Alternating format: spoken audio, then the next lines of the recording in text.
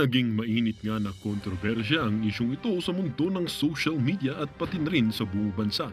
Usap-usapan ngayon sa Kamara ang posibilidad na mawawala o mawawalan na ng posisyon si Congressman Luistro matapos ang mga kontrobersyal na isyong nag-uugnay sa kanya sa umano'y katiwalian at maling paggamit ng pondo ng bayan. Ayon sa ilang ulat, pinamunuan na ng ilang miyembro ng Kamara ang isang investigasyon upang suriin ang mga aligasyon laban kay Congresswoman Luistro. Lumutang ang mga reklamo mula sa mga residente ng kanyang distrito na nagsasabing hindi umano nagpupunta o napupunta sa tamang proyekto ang inilaan para sa kanila. Samantala, maring itinanggi ni Congresswoman Luistro ang mga akusasyon sa isang press conference. Iginiit niya na siya ay biktima ng politikal na paninira. Sa kabila ng kanyang pahayag, hindi pa rin mapigilan ang espekulasyon na maaring matanggal siya sa pwesto. Ang desisyon ay nakasalalay sa gagawing butuhan ng Ethics Committee ng Kamara na magsasagawa ng opisyal na pagdinig sa mga darating na araw. Ang isyong ito ay nagdulot ng pagkabahabahagi sa pagitan ng kanyang mga kaalyado at ng mga kritiko na parehong naghihintay ng resulta ng investigasyon. Kung mapapatunayang may basehan ng mga reklamo, si Congresswoman Luistro ay maaring masampahan ng kasong administratibo o kriminal o posibleng masibak bilang kinatawan ng kanyang distrito. Patuloy na nag-aabang ang publiko sa magiging resulta ng investigasyon na magdetermina kung may katotohanan ang mga paratang na ito o simpleng paninirang puri lamang. Ang tanong ngayon, may iwasan kaya ni Congresswoman Luistro ang kanyang posibleng pagkatanggal sa pwesto o ito na ang katapusan ng kanyang political career? Well, para nga sa kabuang detalye, panoorin na lamang ang buong video at salamat na rin sa ating mga solid viewers sa walang sawang pagsuporta. At syempre, kapag bago pa lamang, huwag kakalimutang mag-subscribe. Maraming salamat po and God bless.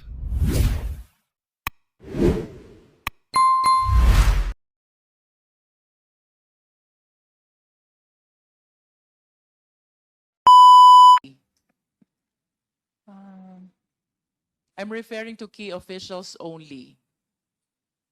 There are 5 key officials, Your Honor. Can you please mention these 5 key officials? The undersecretary, Can you please include the name? Oh, yes. Assuming this position. yes, number 1, the undersecretary, that is me, Zuleika Lopez. Our assistant secretary, Mr. Lemuel Ortonio. Our director for admin and finance services, that is Director Rosalyn Sanchez. Our Director for Operations, that is Mr. Norman Baloro, and our Director for Strategic Management Office, that is Attorney Sunshine Fajarda, Your Honor. How important is this Thanksgiving anniversary celebration in Caraga? It's not even at the NCR. It does not even represent a regional representation because he made mention only of 3 specific LGUs. Why?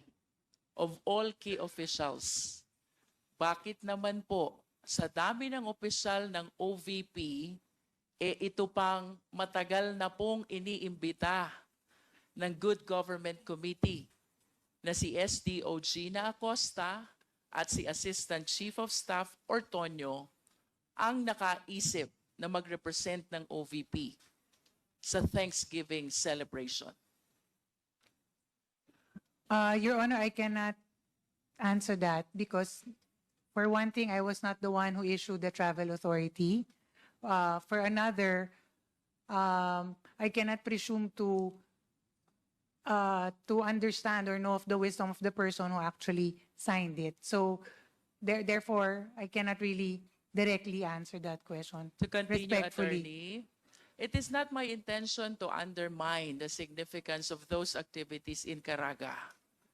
But we are thinking individuals here between defending the institution, the office of the OVP, and attending the Thanksgiving celebration in the 3 LGUs in LGU. Hypothetical lang po. Which do you think is more important? Your Honor, every activity we roll out, whether it's in the NCR or in our satellite Mr. Chair, offices. can we please direct our resource speaker to answer the question? This is a hypothetical question, Attorney Lopez. Please If you answer would be made responsibly. to choose, saan ho ba kayo pupunta? sa hearing ng Good Government Committee, where you will be given the chance to defend the office pertaining to the issues surrounding it, particularly the utilization of confidential fund, or the Thanksgiving celebration in the 3 small LGUs of the Caraga region. Your Honor, Mr. Chair, the decision to attend the committee hearing of this honorable committee is a personal one. I understand, Mr. Chair, but this is a hypothetical question that is being raised to our resource speaker. I can only answer for myself, Your Honor, and my decision was to attend today's hearing. Thank you, Attorney Salaika. Now to proceed, Attorney. Tagasan po ba kayo? Where did you originate? I was born in Davao City, ma'am. Can you please enlighten us where in Davao at kailan po ba kayo pinanganak? At least the year. Your 1974, Your Honor. You were born 1974 in Davao City, and I That's understand you were appointed as city administrator for a long time of Davao City. May I ask, Attorney, kailan po ba yung first encounter ninyo with our Vice President?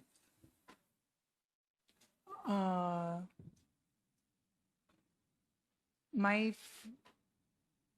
first encounter with the Vice President was really because of work, Your Honor. In other words, hindi po kayo childhood friends, hindi po kayo classmates, you are not even friends prior to your appointment as city administrator. Tama po ba ako?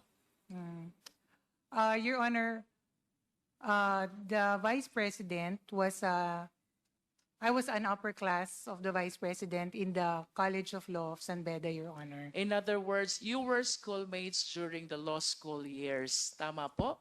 We were schoolmates, but we were not, how do you call that, friends? Acquainted? Or acquainted. So when did you become acquainted with each other?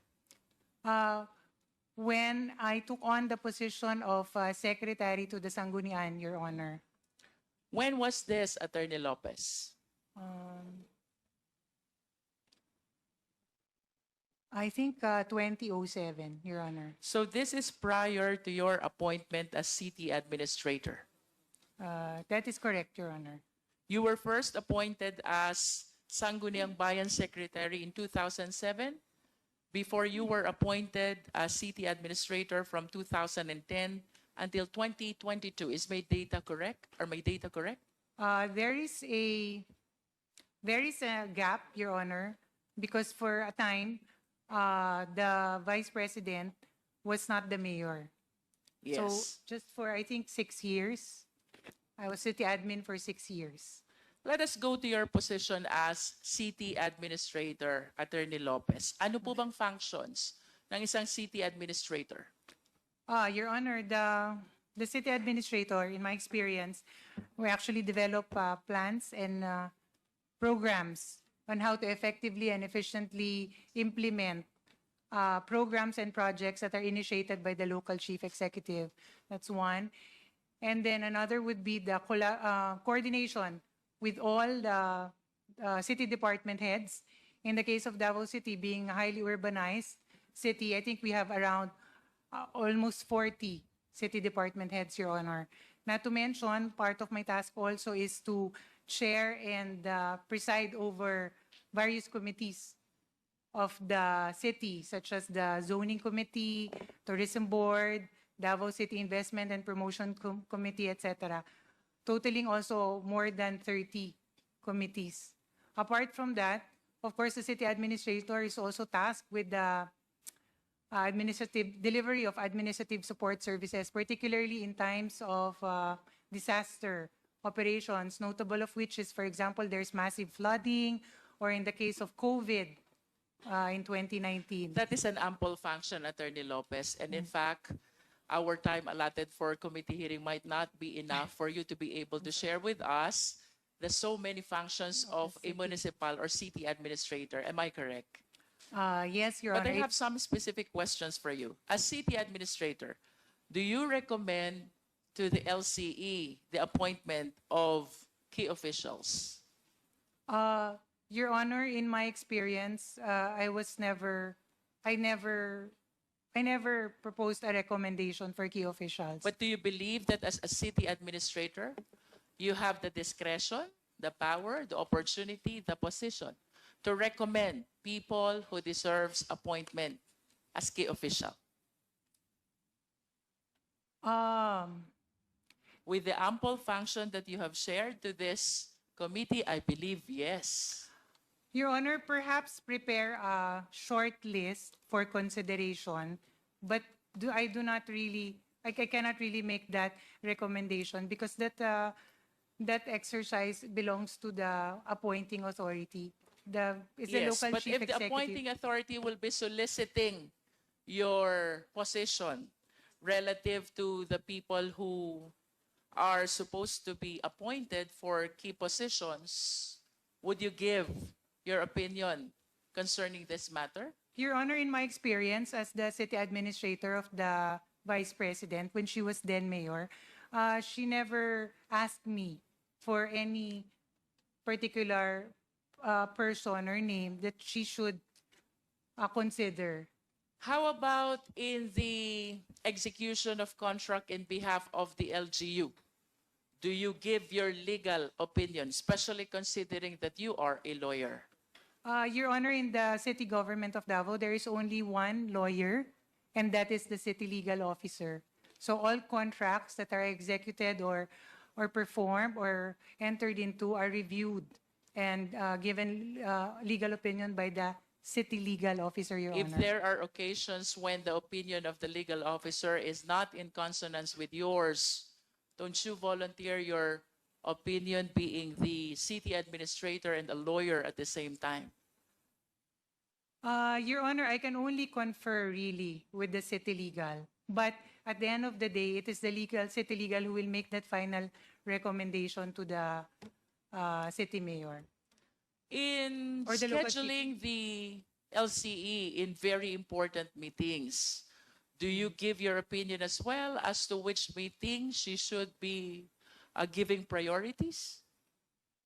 Your Honor, from the very beginning, that was very clear to us that we do not really involve ourselves in the appointments or the scheduling of our principal.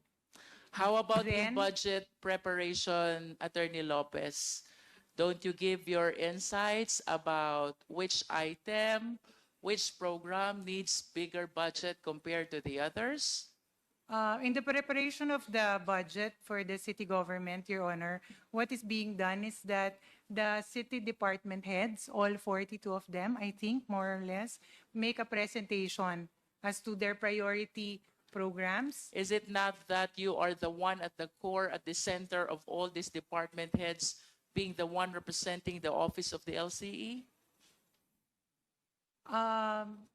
No, Your Honor, I sit in only as city administrator. As a There is matter of also fact, as city administrator, you do help reconcile the budget of all the departments of the LGU. Tama po ba?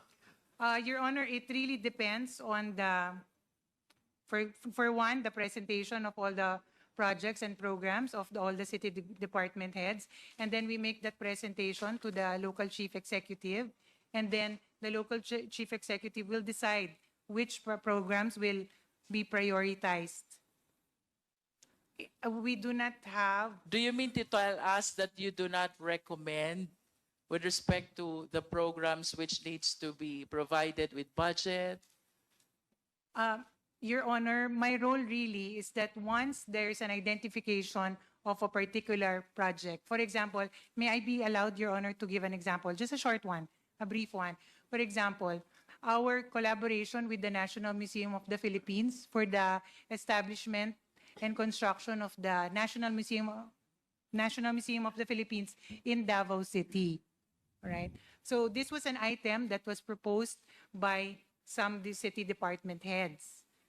So it is one of those projects that we presented to the local chief executive. And once she says that, yes, we will do this project and the timeline is set for this period, that is the time that I, as a city administrator, come in and start talking to key officials from the National Museum of the Philippines, draw the necessary legal documents that will document. You wanted to tell us, Attorney Lopez, that the LCE approves first before you have the hand of being part of that program or Yes, activity. Is that what you wanted to tell us? that is correct, Your Honor, because my role really as city In all admin. matters concerning the office of the city of the mayor, you wanted to tell us nag-a-approve muna ang mayor bago ka umakto as city administrator?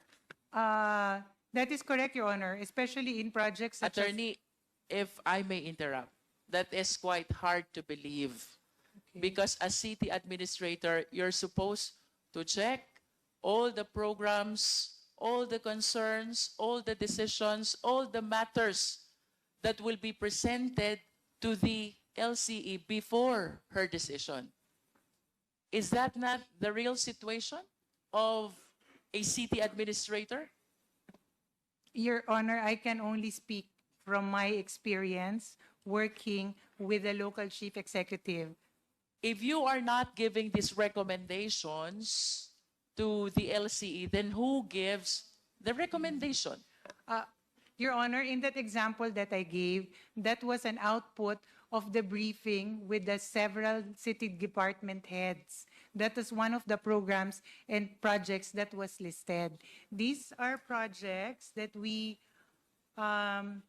prepare and report to the local chief executive for consideration. Kanina po may binanggit kayong you're heading all the committees. Tama po ba yun? I preside, Your Honor. You also made mention about the different departments. What do you do with the different departments? Coordination, Your Honor. You coordinate with the different departments and you draft programs and do the implementation as well as the coordination with the rest of the departments of the LGU. Tama po ba yun? Yes, Your Honor. For example, in the case that I mentioned earlier, ma'am, in that partnership with the National Museum of the Philippines, it has to be approved first that we will embark on that project before we actually proceed any further.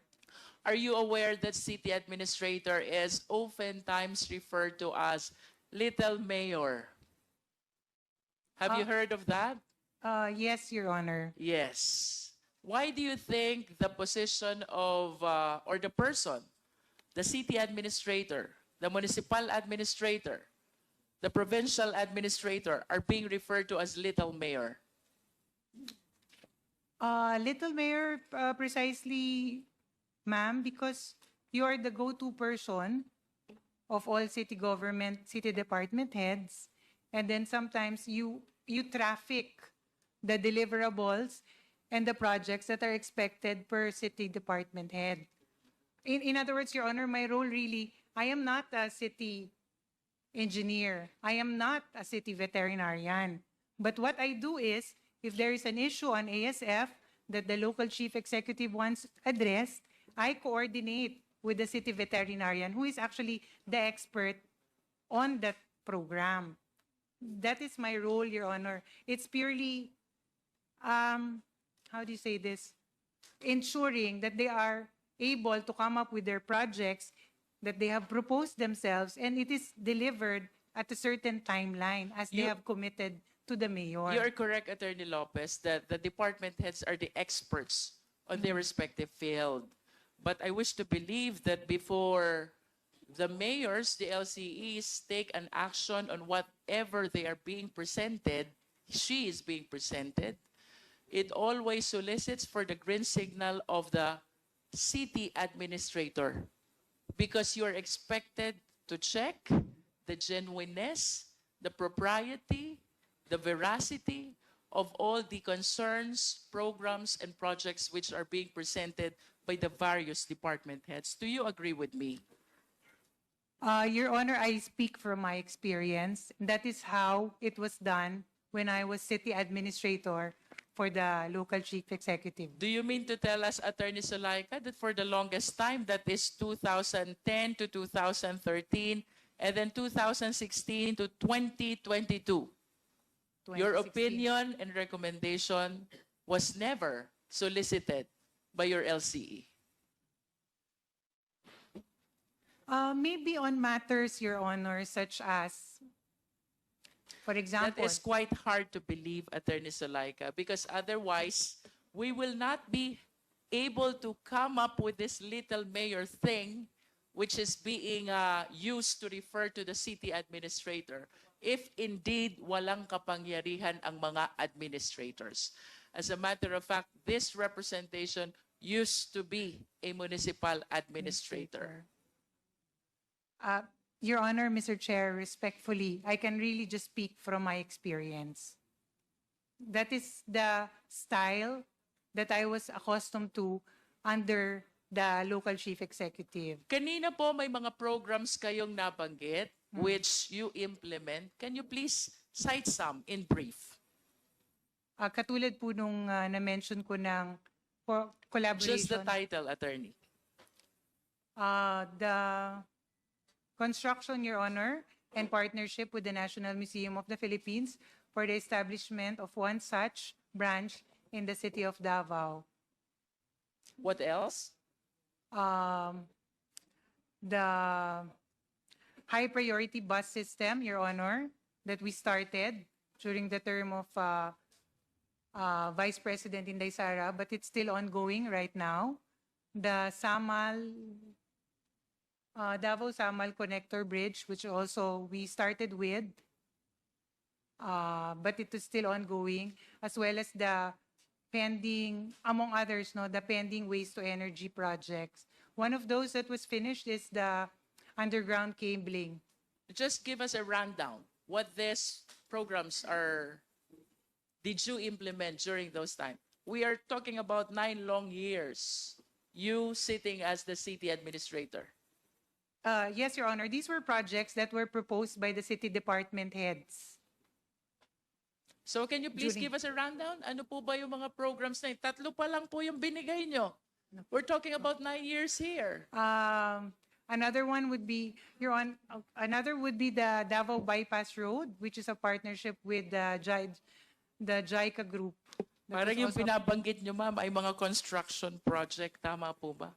Meron din pong other activities, Your Honor. Of course, the celebration of all the festivals that happen in a year, which is tatlo, which is the Charter Day celebration, the Kadayawan Festival, the Pasko Fiesta, that one. Do you mean to say, Attorney Zulaika, that among these programs coming from the various departments, you are partnering with the department head in terms of implementation? Your Honor, the person responsible for the implementation really is the city department head. For Sunod ko pong itatanong sa inyo, if you are not recommending, you are not suggesting, and then you will be telling me it is the department head who implements, ano pong ginagawa nyo as city administrator? Ma'am, I ensure that these projects happen You and oversee. are delivered on time. And in overseeing, of course, you schedule. coordinate with the department heads. Tama po ba? That is correct, Your And you Honor. will agree with me also na lahat po ng programs na ito, we cannot implement them without the necessary budget. Tama po? Yes, there is a budget for such. And It- considering the length of time that you've been sitting as the city administrator of Davao City, you are well-versed pagdating po sa budget ng LGU. At least you are familiar with the budget of the LGU. Familiar, yes. Not as familiar as, but as the finance cluster of the local Because you said government you would be- coordinate. You coordinate with the different departments. Tapos sabi niyo po kanina, but the budget preparation is being submitted by, the proposed budget are submitted by the different departments. So I suppose that in your coordination with the different departments, you are aware also of the budget of the LGU. Am I correct, Attorney? For big ticket projects, Your Honor, yes, I am aware because they make the presentation, the city department heads. What is that for? For projects that similar to the ones I mentioned early on, Your Yes, Honor. and I suppose that when the project has a very huge allocation, you will be aware as well. I want to be enlightened about the budget of Davao City during your time as city administrator 2010 to 2013, 2016 to 2022. Ito po'y na-flash na natin noon, and I want to share it again to the committee. Kindly flash the confidential budget of the Davao City. This is 2016 to 2022, Attorney Salaika. And apparently, in our previous hearings, we were able to show that among all the LGUs in the entire country, ang Davao City po ang nagkaroon ng pinakamalaki na confidential fund. Being the person who coordinate all the programs with all the focal persons and department heads. Can you please enlighten us? 2016 to 2022. Paano po ba natin na-utilize itong confidential fund na ito? Your Honor, Mr. Chair, Please continue. Yes. I appear here, Your Honor, pursuant to the subpoena that was issued me in line with the privileged speech of the Honorable Valeriano. It is in my capacity as the Undersecretary of the Office of the Vice President. I am not here, nor am I connected with the city administrator or city government of Davao. So I feel that I am not really competent to discuss budget concerns primarily because, of course, with all due respect to the new city administrator and also the administration of the city government of Davao, Your Honor. Mr. Chair, I wish to remind the resource speaker that the confidential fund which is being shown in the screen pertains to 2016 to 2022, the time when our resource speaker was the city administrator. Earlier, she explained a lot about coordination with the different departments concerning the program implementation. And I wish to believe that this confidential fund is part and parcel of some of the programs which they have implemented already in Davao City. So contrary to her manifestation, Mr. Chair, it is my humble opinion that she is in the best position to enlighten us. Saang programa po ba ginamit itong confidential fund na ito? Your Honor, Mr. Chair, I mentioned earlier my role as city administrator. It is really to ensure the efficient and effective implementation of projects that are proposed by our city department heads and are approved by the local chief executive. I also mentioned, Your Honor, that part of my task is to coordinate with the city government departments, which are the various in various different areas: city budget, city engineer, city taxation, local city zoning, city planning. These are the operations part of running a local government, Your Honor, Mr. Chair. In my experience and in my term as the city administrator, I have no direct knowledge, no personal information as regards the confidential budget of the city government of Davao. Mr. Chair, if It is the not- resource speaker is making a representation that he has no knowledge whatsoever, about the program utilization where this confidential fund were spent, then who has knowledge over the utilization to which program of these confidential funds? Your Honor, I can only speak for myself. Mr. Chair, On my end, Your Honor, respectfully, much as I want to give a definitive answer, I have no personal information as to the utilization, disbursement of the confidential funds. Mr. Chair, I just find it strange na si Attorney Sulaika po, alam niya yung tungkol sa museum, alam niya yung JICA project, and yet she has no knowledge whatsoever with respect to the huge amount of confidential fund that is from 2016 to 2022. If we can share it again in the screen, ang laking pondo po nito. As a matter of fact, if we will be following the joint circular during the time, this is 30% of the Peace and Order Program of the LGU of Davao. Hindi ko po maintindihan why we've been hearing that Davao City is the most livable place to live, the most peaceful place in the Philippines, and yet mayroon pong ganito kalaking halaga ng confidential fund.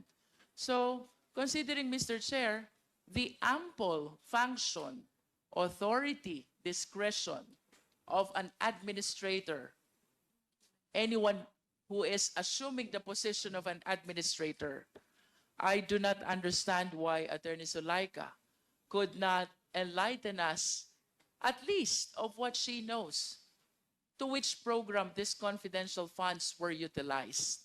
If I may read, Mr. Chair, 2016, this is 144 million.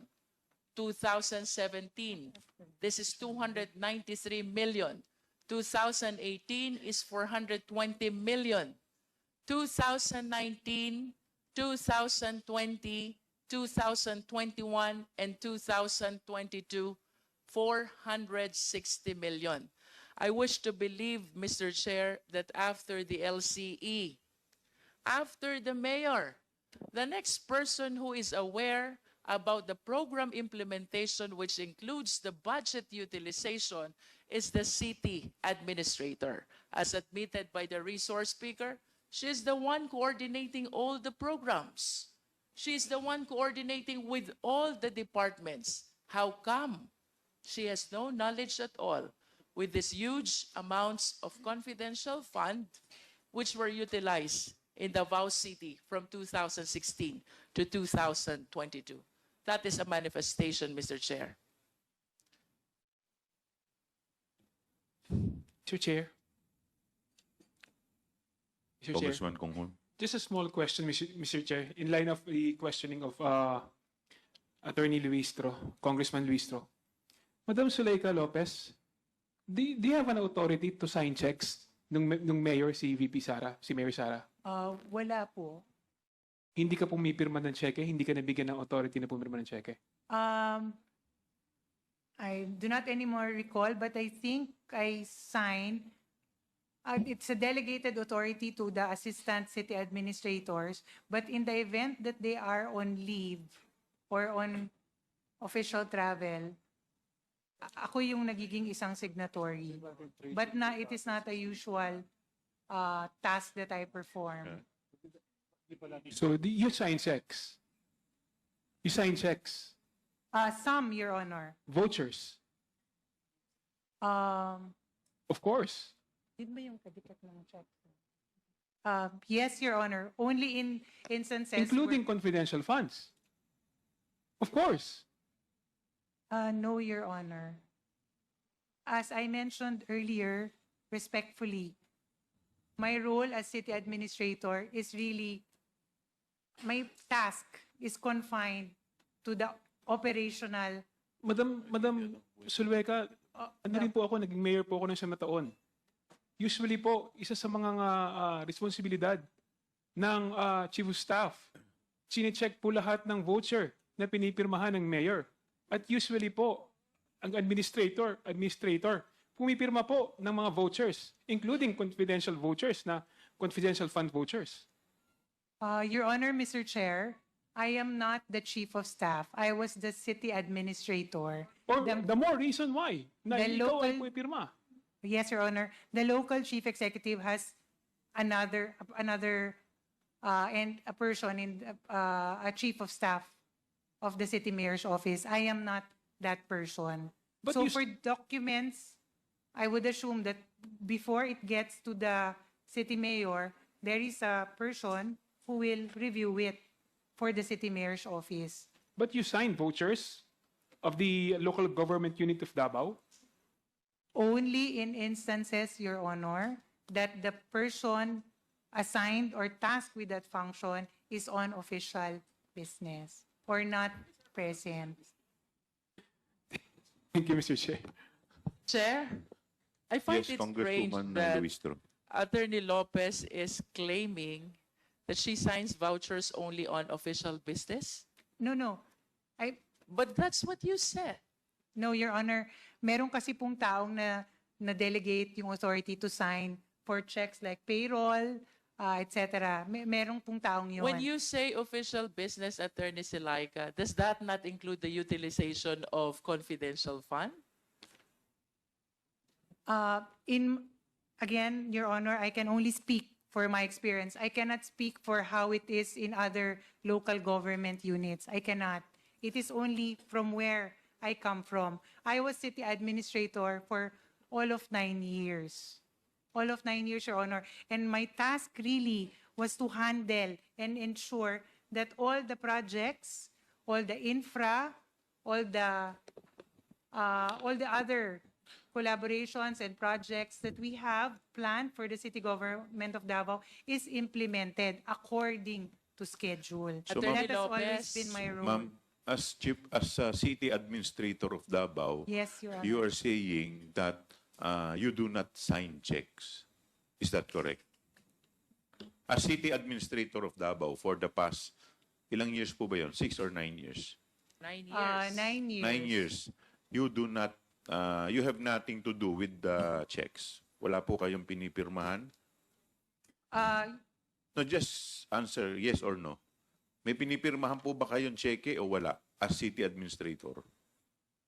Merong mga instances na napipirma ko, Your Honor. Because Hindi po ba part ng trabaho niyo yan as city ad? Na Hindi. signatory kayo ng I have, cheque? Your Honor, as city administrator, meron pong dalawa pang assistant city admin who is tasked with that job.